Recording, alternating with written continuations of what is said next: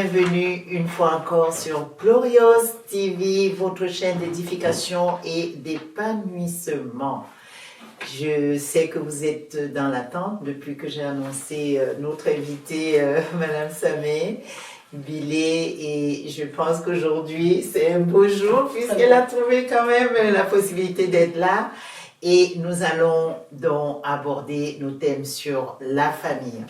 Alors, qu'est-ce que je peux vous dire si ce n'est d'abord de commencer par dire merci à tous nos auditeurs, à tous nos abonnés, à tous ceux qui ont suivi les dernières vidéos, à savoir le témoignage, la petite exhortation et même la vidéo qui présentait notre invité. Alors, qui est Madame Samé? Je vais m'efforcer de la présenter puisque c'est normal que vous sachiez à qui vous avez affaire pour aborder un si grand thème. Voilà, Madame Samé, c'est une amie de longue date, c'est une sœur, c'est une servante de Dieu que j'ai beaucoup suivi, écouté, admiré d'ailleurs, parce qu'elle est pour moi un modèle. Nous nous sommes connus en 93, nous venions toutes de nous retrouver. Je me souviens, tu revenais d'Espagne, oui, tu avais un petit bébé et un petit garçon qui d'ailleurs aujourd'hui c'est déjà un grand garçon, un serviteur de Dieu, politologue. Dis donc, le petit, je revois toujours l'image. Et ça fait que depuis qu'on s'est connus, on a cheminé ensemble dans la même famille chrétienne. Nous rendons gloire à Dieu, hein, parce que c'est pas par nos efforts, c'est pas par nos forces qu'on se revoit après depuis 93. Amen. Donc vraiment, il a fallu la décocher de ses occupations ce matin, mais elle aime tellement ce qui concerne les choses divines qu'elle ne pouvait pas dire non. Merci. Alors, Madame Bilé, qu'est-ce que je veux vous dire? Je sais qu'elle est mère de beaucoup d'enfants. Déjà de son sein, elle en a tellement. Elle nous a fait naître, elle a accouché une grande chantre de l'Éternel, Rosanaï, si je commence par le bas. Et son époux est un très grand serviteur de Dieu. Pour moi, il est vraiment un modèle parce que j'ai vu ce couple, je l'ai suivi. Une fois, on s'est retrouvés en France. Elle était de passage où on a eu à œuvrer ensemble, on a évangélisé ensemble, elle a été là, on accueillait un homme de Dieu, notre papa, qui était en visite missionnaire en Europe.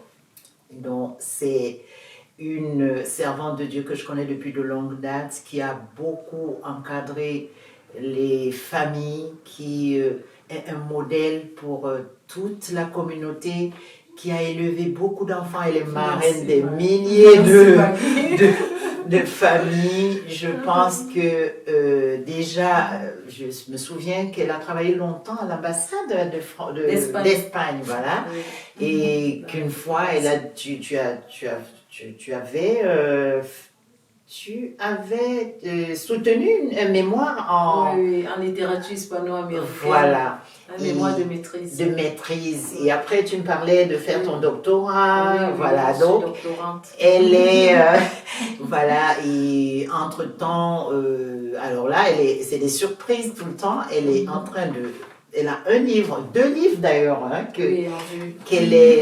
qui sont en gestation, et je peux vous dire par le passé combien elle a tenu des conférences. Elle avait été particulièrement missionnée pour aller fortifier les âmes, ça et là. Donc c'est une personne de confiance qui a fait ses preuves. Elle a un charmant époux très sobre, et professeur d'université. Il est au service de Dieu. Il n'a pas regardé à son rang de professeur d'université avec tout le tralala que ça peut comporter, mais il s'est donné corps et âme avec son épouse pour l'œuvre de Dieu.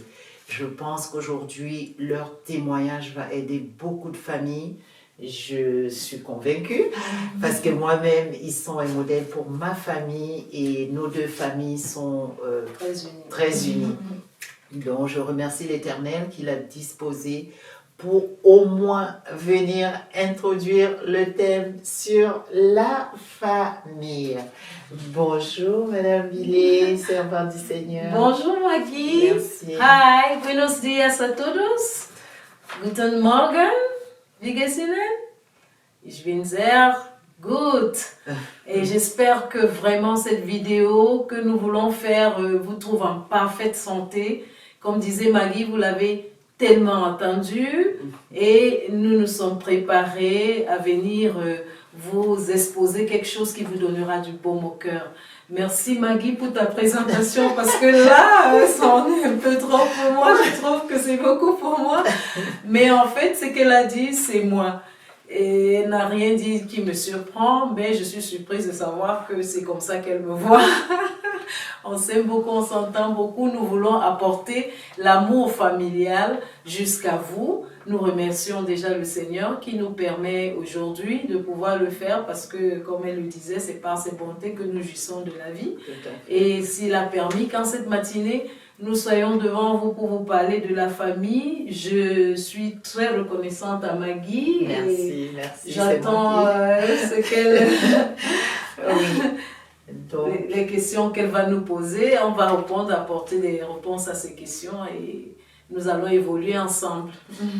alors, merci beaucoup vraiment d'être disposé pour venir nous aider parce qu'aujourd'hui, le monde entier, comme nous l'avons énoncé déjà lors de notre ouverture, nous avons fait face à cette problématique aujourd'hui sur la famille où il y a un essoufflement et un débordement des situations inédites.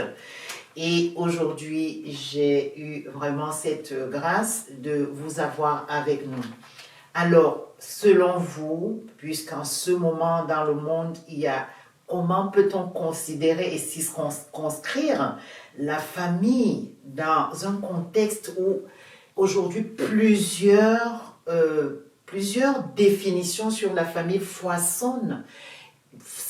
Il y a tellement de personnes qui en parlent, mais on se rend compte que malgré toutes les recettes, malgré tous les débats sur la famille, nous nous rendons compte qu'en ce moment, il y a beaucoup de crises familiales. Comment définissez-vous déjà la famille? Voilà, nous parlons d'un thème vraiment très important, un thème pertinent, parce que nul n'est sans ignorer que la famille est un thème qui fait l'objet de beaucoup d'entretiens, de beaucoup de questionnements, de beaucoup de réflexions. La famille est une cellule de base de la société. La famille est tout d'abord une institution divine. C'est un ensemble de personnes que Dieu a mis ensemble, un groupe que Dieu a mis ensemble par le lien de sang ou par le lien de cœur. La famille, c'est une construction de Dieu. C'est une création de Dieu. Nous pouvons le dire ainsi. Voilà. Donc, il y a plusieurs types de familles aujourd'hui, comme nous venons de le voir. Quand moi, je définis simplement la famille comme un groupe de personnes liées par le sang ou par le cœur, et c'est parce que vous pouvez avoir des amis qui décident de vivre ensemble, comme Maggie et moi. Nous sommes des sœurs déjà, mais nous sommes une famille. Nous sommes des amis, mais nous sommes une famille. Et nous pouvons avoir des familles, c'est-à-dire nucléaires, linéaires, des familles monoparentales, des familles... il y a des familles de tout genre aujourd'hui. Et d'où vient la famille? Nous avons vu que à la jeunesse, la famille ne vient pas comme ça là, de nulle part, ou d'un boom, d'un big bang, comme les gens le disent et tout. Nous ne sortons pas des pierres. Il y a un créateur qui un jour décide de créer le monde. Alors au départ, au commencement était la terre et puis le ciel. Vous voyez, il crée les cieux, la terre et il y met les arbres fruitiers, les animaux, les bêtes sauvages, le bétail, comme on peut l'appeler. Il y met de l'herbe pour nourrir ce bétail. Il y met les oiseaux dans l'air, les poissons dans les mers. Il y met beaucoup de choses pour l'amélioration de l'environnement et le bien-être de ceux qui y vivront. Bon, voilà. Mais il constate qu'il y a quelque chose qui manque. Il manque. Alors, dans la Genèse, nous voyons dans la Genèse, parce que moi, comme chrétienne, notre livre de base, c'est la Bible. Et dans la Bible, nous avons trouvé beaucoup de choses riches qui nous ont instruits. Alors, dans la Bible, qu'est-ce qu'on constate? Dans la Genèse, dans la création, quand il crée le monde avec les luminaires, le ciel, la terre, les eaux et tout le reste, il constate qu'il faut une espèce qui va jouir de toute cette beauté de la nature, de l'environnement. Alors, qu'est-ce qu'il fait? Dieu se dit, faisons un homme selon notre image et notre ressemblance. À notre image et selon notre ressemblance. Et il décide de créer l'homme. Il crée l'homme et la femme. Alors, quand il crée d'abord l'homme, il voit l'attitude de l'homme parce que Dieu est perfectionniste. Tant qu'il n'a pas fini son travail, il ne s'arrête pas. Il crée l'homme et il constate que celui-ci n'est pas heureux. Il lui dit, bon, donne-moi le nom à tous ces bêtes-là, tout ce bétail. Et c'est l'homme qui a donné le nom aux animaux. Quand vous allez lire la Genèse, la création, vous verrez que c'est l'homme qui donne le nom aux animaux. Donc, il a mis tout ça pour son épanouissement, mais il n'est pas heureux. Il constate que l'homme n'est pas heureux. Il se dit, bon, là, créons la femme. Créons quelque chose qui va lui apporter du baume au cœur, comme cette émission, j'espère, va vous apporter du baume au cœur, parce que nous parlons de la famille et nous appartenons tous à des familles. Nous sommes tous concernés par la famille et nous cherchons à comprendre tous ce qui se passe au sein des familles et ce qu'il faut faire pour être heureux. Et Dieu a réfléchi, il a endormi l'homme, il a pris une côte de l'homme et il a formé une femme. Et quand il réveille l'homme de son sommeil, l'homme trouve la femme à ses côtés. Je vous assure que son bonheur était ineffable, inédit. On ne peut pas décrire ce que l'homme a ressenti. Le premier soupir de l'homme sur la terre arrive lorsqu'il voit la chair de sa chair, l'os de ses os. Wow. Celle qu'il va appeler la femme. Vous voyez? Alors il regarde, il dit, voici cette fois, le premier soupir de l'homme. Il dit, voici cette fois celle qui est os de mes os, chair de ma chair. On l'appellera femme. Tout de suite, il lui donne un nom. Là-bas, Dieu ne lui a même pas dit que donne le nom. Il l'a donné lui-même par lui-même parce qu'il était tellement content, tellement heureux. Et quand Dieu voit ce bonheur de l'homme, il dit, mais ça c'est quelque chose de merveilleux. L'amour qu'Adam a eu pour Ève. Parce que Adam était cette première créature que Dieu met sur la terre, selon la parole de Dieu que nous avons lue dans Genèse, dans la Bible. Adam, la première créature humaine de Dieu, se réjouit en présence d'Ève et cet amour va être béni par l'Éternel. Il va les bénir. Il dit, allez, soyez féconds, multipliez, remplissez la terre et la sujettissez. Vous voyez? Et il voudrait que cet amour-là, que cette espèce-là se reproduise, parce que ce n'est pas une espèce comme les autres. L'homme que tu es n'est pas une espèce quelconque. C'est une espèce faite différemment des autres. L'homme réfléchit, l'homme construit, l'homme peut détruire, l'homme peut faire tellement de choses que les animaux ne peuvent pas faire. Les choses ne parlent pas, l'homme parle. Les animaux ne peuvent pas faire ce que les hommes font. Donc l'homme est fait à l'image de Dieu et selon sa ressemblance. Donc tu es un être spécial pour Dieu. Et quand Dieu nous bénit, allez multiplier, remplissez la terre et la sujettissez, c'est dans le cadre du bonheur, parce qu'il avait prévu des projets de bonheur pour l'homme. Il avait prévu vraiment que l'homme profite de l'environnement dans lequel il avait placé. Il avait prévu que l'homme et la femme soient heureux, qu'ils ne manquent de rien et que leur amour se perpétue de génération en génération.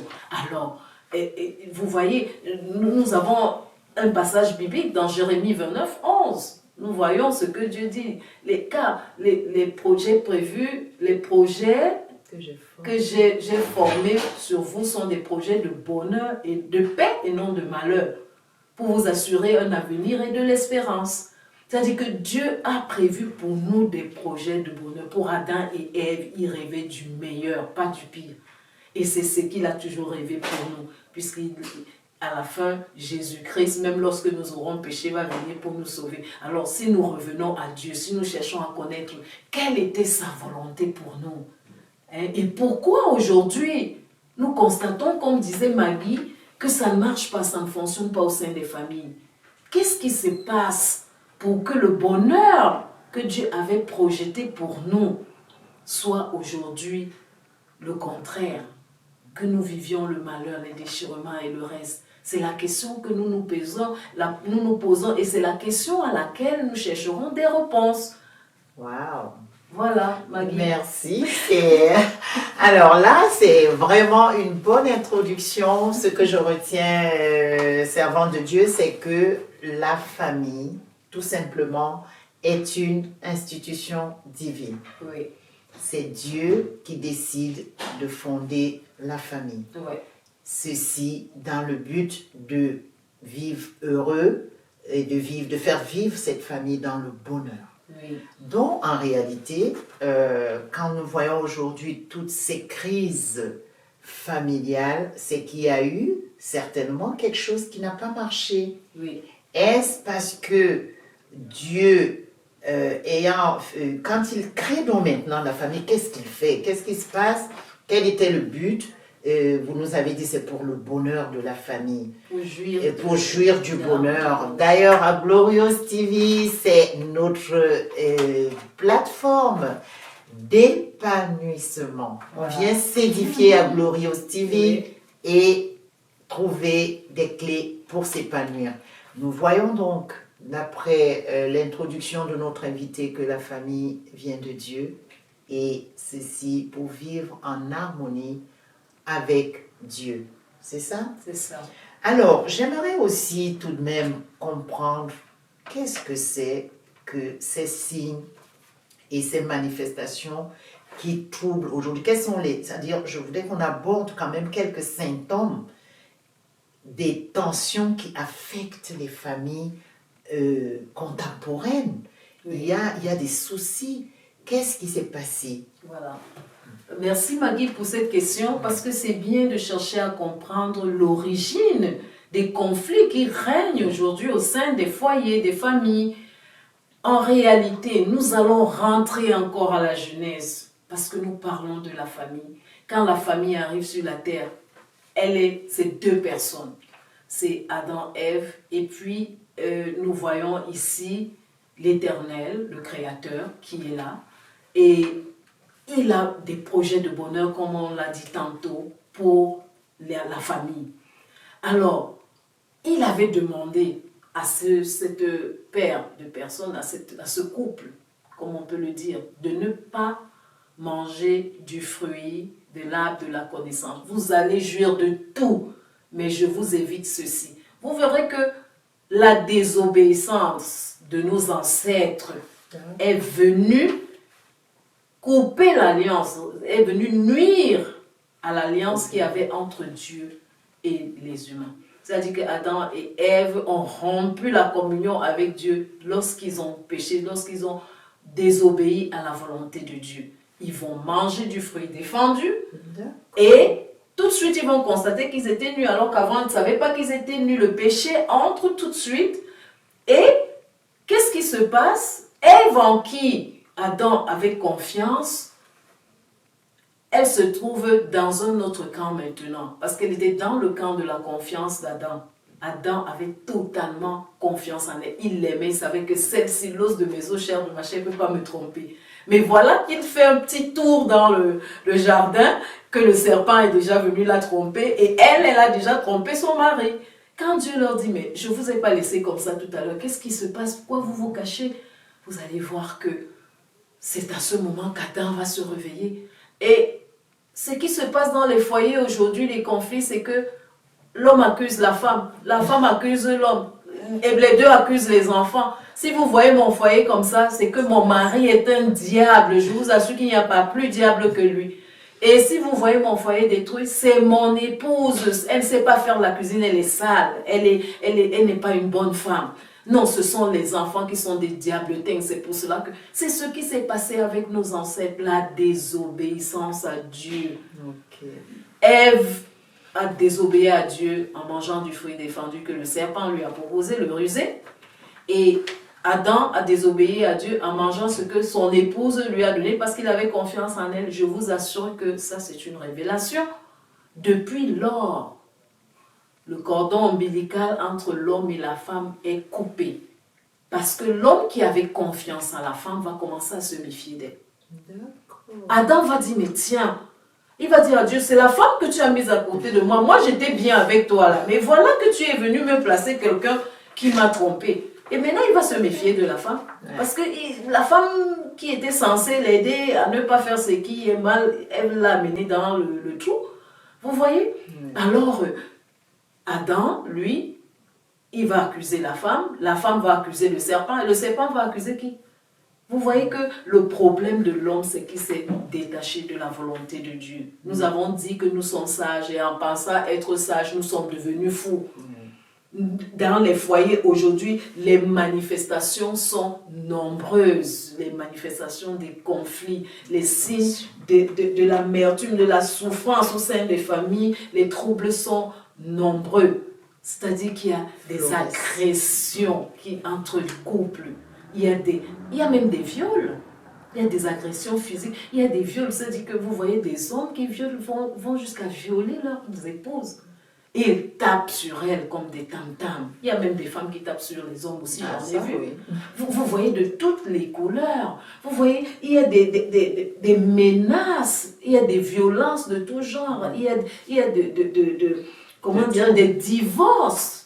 Des divorces, c'est-à-dire, il y a des pays où on te dit sur 100 mariages, il y a 80 divorces en fin d'année. Vous voyez, ça veut dire que le mariage, la famille n'a plus de base solide, n'a plus de fondement, elle est fragilisée. Aujourd'hui, le mariage est d'ailleurs même pour certains, on n'en a plus besoin. Dans les pays occidentaux modernes, les gens se disent, ça ne vaut pas la peine d'aller signer cet acte. Vous voyez, on en est là. La famille a perdu de son sens et de sa valeur.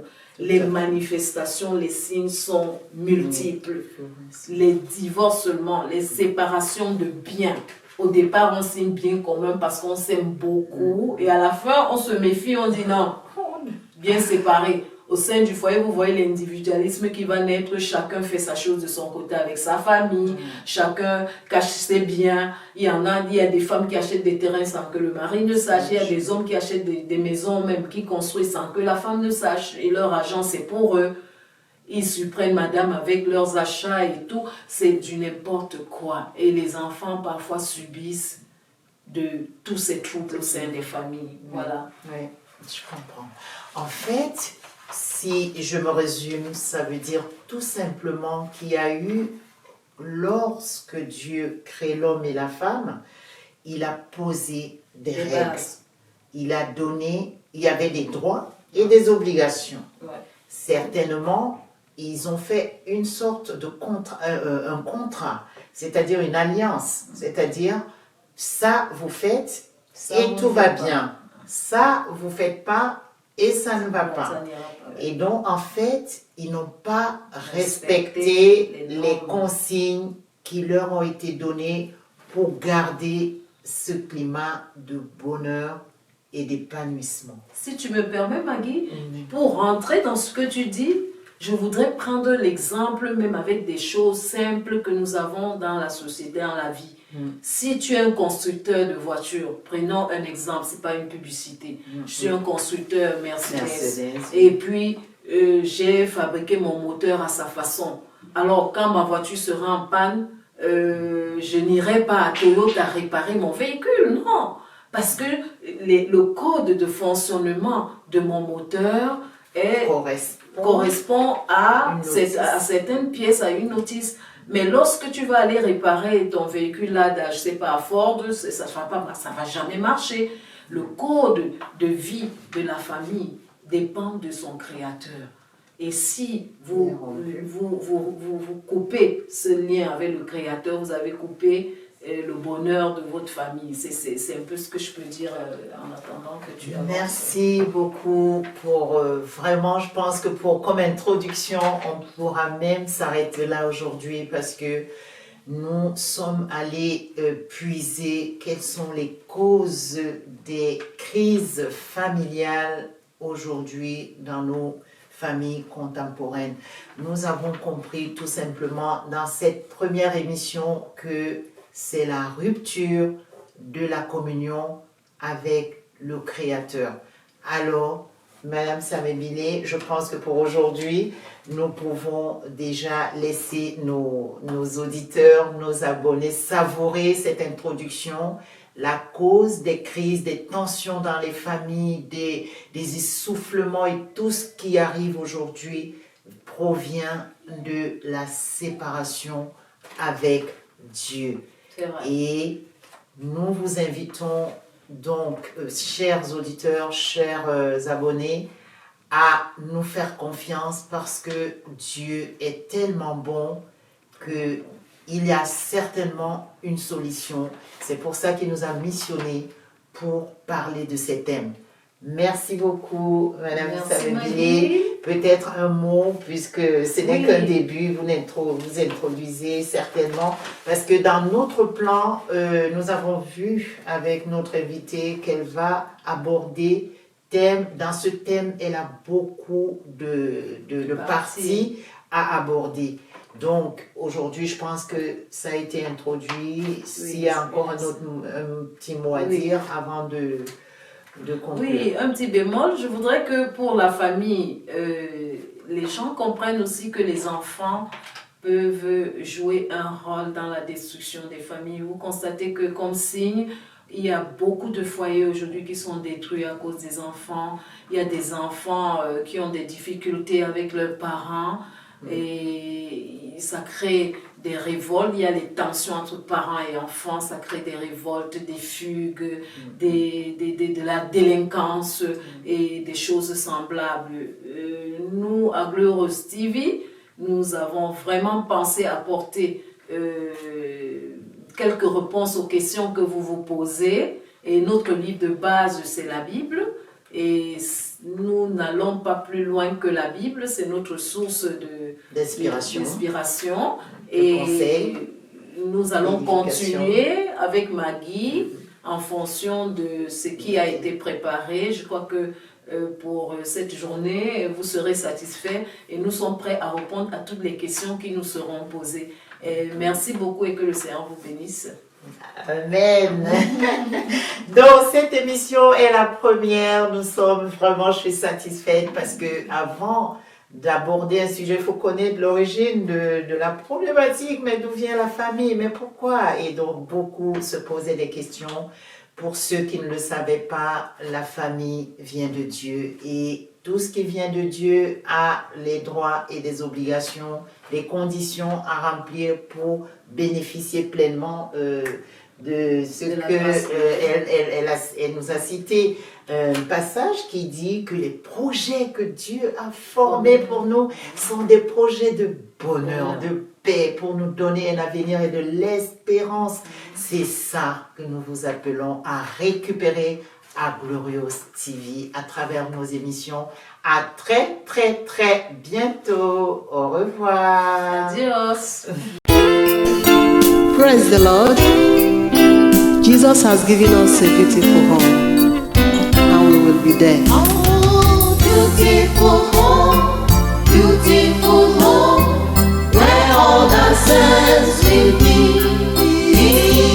Beautiful home, wonderful home, where life and joy will be. Beautiful home, where all the saints will be. Beautiful home, wonderful home, where life and joy will be.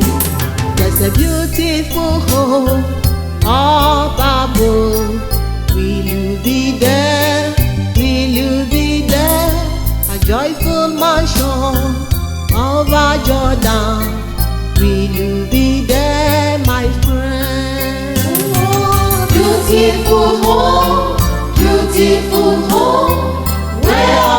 saints will be. Beautiful home, wonderful home, where life and joy will be. Think of your life, think of your soul. Will you be there? Will you be there? For this is a time, a wonderful time, to give your life to Christ. Oh, beautiful home, where all the saints